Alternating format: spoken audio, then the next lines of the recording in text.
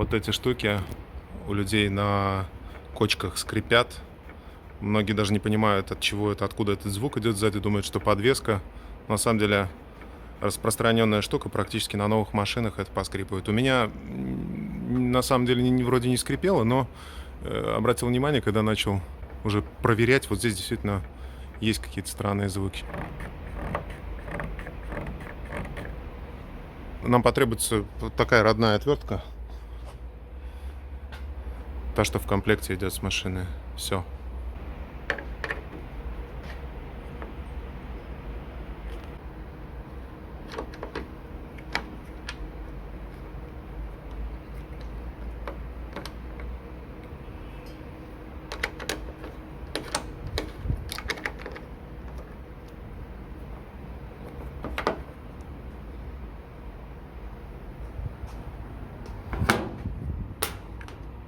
Короче говоря, нужно вот здесь вот внутри отжать вот эти крепления и разъединить их на две половинки. Ну, то есть вот эти вот ушки отжимаются, и эта часть выходит из нее с такими вот пружинками. Смазочка там какая-то есть, но, видимо, ее явно недостаточно. Я думаю, что есть смысл помазать вот эти направляющие, или что это такое, ребра.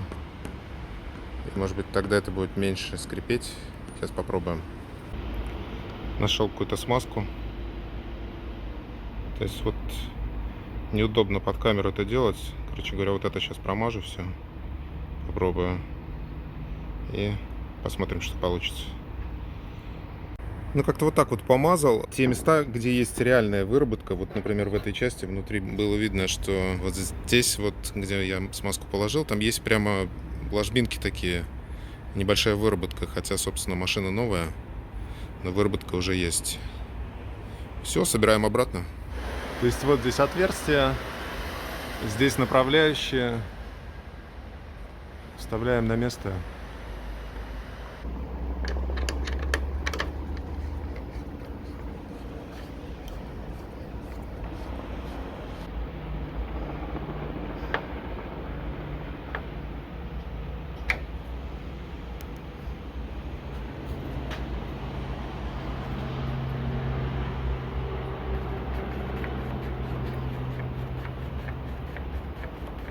Вот вроде бы никакого звука и нет. Хотя изначально его тоже много не было. Сильно не шумело у меня. Да, ребят, посмотрел, еще некоторые вставляют в этот упор какой-нибудь пластик. Там, условно, блистеры вот эти прозрачные от упаковки. Пока решил этого не делать. Ну так, на будущее, если что, идейку оставим. Надеюсь, эта мера поможет.